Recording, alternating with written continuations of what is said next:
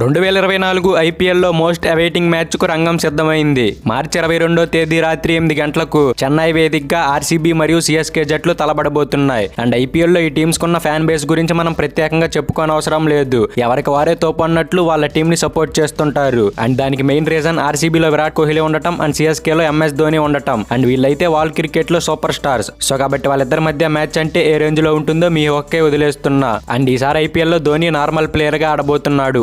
Captaincy చేయట్లేదు. And Kohli కూడా normal player గానే ఆడుతున్నాడు. కానీ వీళ్ళిద్దరు కెప్టెన్స్ కాకపోయినా అందరి కళ్ళు మాత్రం వీళ్ళపైనే ఉంటాయి. ఇక ఈ రెండు టీంల హెడ్ టు హెడ్ రికార్డ్స్ విషయానికి వస్తే ఇప్పటి వరకు సిఎస్కే వర్సెస్ ఆర్సీబీ జట్ల మధ్య మొత్తం 31 మ్యాచ్లు జరగగా అందులో ఆర్సీబీ వాళ్ళు 10 మ్యాచ్ల్లో గెలిచారు. అండ్ సిఎస్కే వాళ్ళు 20 మ్యాచ్ల్లో గెలిచి అప్పర్ హ్యాండ్ సాధించారు. ఇక ఒక మ్యాచ్ టైగా ముగిసింది. అండ్ అలానే వీళ్ళిద్దరూ తలపడిన చివరి 5 మ్యాచ్ల్లో చూసుకున్న సిఎస్కే 4 మ్యాచ్ల్లో గెలిచింది. అండ్ ఆర్సీబీ కేవలం 1 మ్యాచ్ మాత్రమే గెలిచింది. So recent head to head record చూసుకున్న and overall head to head record చూసుకున్న చెన్నైదే ప్యూర్ డామినేషన్. ఇక పిచ్ విషయానికి వస్తే ఈ మ్యాచ్ చెన్నైలోని ఎంఏ చిదంబరం స్టేడియం వేదికగా ఆడబోతున్నారు. ఇది ఒక స్లో వికెట్, అంటే స్పిన్నర్స్ కి బాగా హెల్ప్ చేస్తుంది. అండ్ అలానే ఫాస్ట్ బౌలర్స్ లో కూడా వేరియేషన్స్ చేస్తూ కట్టర్స్ వేసే బౌలర్స్ కి మంచి హెల్ప్ దొరుకుతుంది. అండ్ అలానే ఇక్కడ బ్యాటింగ్ చేయడం కూడా అంత ఈజీ టాస్క్ కాదు. స్టార్టింగ్ లో రన్స్ వచ్చినప్పటికీ మ్యాచ్ ప్రోగ్రెస్ అయ్యే కొద్దీ టఫ్ గా మారుతుంది. ఎనీవే ఇది ఫస్ట్ మ్యాచ్ కాబట్టి ఫ్రెష్ వికెట్ ఉంటుంది. సో కాబట్టి పిచ్ ఎలా బిహేవ్ చేస్తుందో చెప్పడం కొంచెం కష్టం. ఇక ఈ వెన్యూలో ఇప్పటి వరకు మొత్తం 75 ఐపీఎల్ మ్యాచ్లు జరగగా ఫస్ట్ బ్యాటింగ్ చేసిన వాళ్ళు 44 మ్యాచ్ల్లో గెలిచారు. అండ్ సెకండ్ బ్యాటింగ్ చేసిన వాళ్ళు 29 మ్యాచ్ల్లో మాత్రమే గెలిచారు. ఇక 2 మ్యాచ్లు మాత్రం టైగా ముగిశాయి. సో ఈ రికార్డ్స్ ని బట్టి చూస్తే చేపాక్లో ఫస్ట్ బ్యాటింగ్ చేసిన టీం గెలిచే ఛాన్సెస్ ఎక్కువగా కనపడుతున్నాయి. అండ్ అలానే ఈ వెన్యూలో ఈ రెండు టీంలు 8 సార్లు తలపడితే సిఎస్కే ఏకంగా 7 మ్యాచ్ల్లో విజయం సాధించింది. అండ్ ఆర్సీబీ కేవలం 1 మ్యాచ్లో మాత్రమే గెలిచింది. సో కాబట్టి ఈ వెన్యూలో చూసుకున్నా కూడా సిఎస్కే వాళ్ళది upper hand. In fact Chepauk stadium సిఎస్కేకి కంచుకోట అని చెప్పుకోవాలి. వాళ్ళని అక్కడ ఓడించడం చాలా కష్టం. ఇక వెదర్ విషయానికి వస్తే ఈ మ్యాచ్ టైంకు ఎటువంటి రెయిన్ పడే అవకాశం లేదు. సో అలాంటి బ్రేక్స్ లేకుండా ఫుల్ మ్యాచ్ ని ఎంజాయ్ చేయొచ్చు.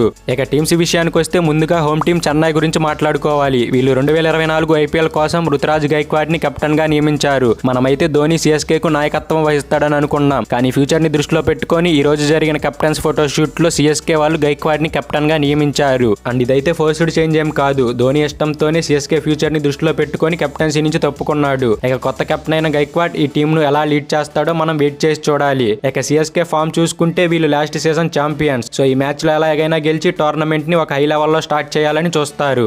అండ్ అలానే వీళ్ళు మినీ యాక్షన్ లో కొన్న Rachin Ravindra and Daryl Mitchell కూడా చాలా మంచి ఫామ్ లో ఉన్నారు. అండ్ రవీంద్ర అయితే ఈ మ్యాచ్ తో తన ఐపీఎల్ డెబ్యూట్ చేయబోతున్నాడు. అండ్ అలానే జడేజా, ధోని, రహానే, డూబే లాంటి ప్లేయర్స్ కి కూడా ఆర్సీబీ పై చాలా మంచి రికార్డు ఉంది. సో కాబట్టి సిఎస్కే బ్యాటింగ్ లైనప్పుడు ఎలాంటి ప్రాబ్లమ్స్ కనిపించట్లేదు. అండ్ అలానే స్పిన్ డిపార్ట్మెంట్ లో చూసుకున్న తీక్షణ, Jadeja, Ravindra and Moeen Ali రూపంలో 4 స్పిన్నర్స్ ప్లేయింగ్ లెవెన్ లో ఉంటారు. సో కాబట్టి వీళ్ళ స్పిన్ లైనప్ కూడా బాగా స్ట్రాంగ్ గా కనిపిస్తుంది. ఇక వీళ్ళని కంగారు పెట్టే విషయం ఏంటంటే ఫాస్ట్ బౌలింగ్. చెన్నై దగ్గర అంత మంచి ఫాస్ట్ బౌలింగ్ లేదు. ముఖ్యంగా డెత్ ఓవర్స్ లో బౌలింగ్ చేసే బౌలర్స్ లేరు. పతిరానా ఇంజురీ నుంచి వచ్చేదాకా వీళ్ళకి సమస్య ఉంటుంది. సో ఆర్సీబీ టార్గెట్ చేస్తే వీళ్ళ ఫాస్ట్ బౌలర్స్ ని టార్గెట్ చేయాలి. ఆ ఒక్క వీక్నెస్ తప్ప సిఎస్కే టీమ్ లో లోపం కనిపించట్లేదు. ఎనీవే మొదటి మ్యాచ్ కు సిఎస్కే ప్రాబబుల్ ప్లేయింగ్ లెవెన్ ఒకసారి చూసుకుంటే ఓపెనర్స్ గా captain Ruturaj Gaikwad and debutant Rachin Ravindra బరిలోకి దిగుతారు. ఇక నెంబర్ 3 లో మోయిన్ అలీ, 4 లో శివం దూబే, 5 లో డారెల్ మిచెల్, 6 లో రవీంద్ర జడేజా, 7 లో ఎంఎస్ ధోని, నెంబర్ 8 లో శార్దుల్ ఠాకూర్, 9 లో దీపక్ చాహర్, 10 లో మహేష్ తీక్షణ. ఇక ఫైనల్ గా నెంబర్ 11 లో ముఖేష్ చౌదరి ఆడే అవకాశం ఉంది. అండ్ అలానే ఇంపాక్ట్ ప్లేయర్ గా అజింక్య రహానే ఆడిస్తారు.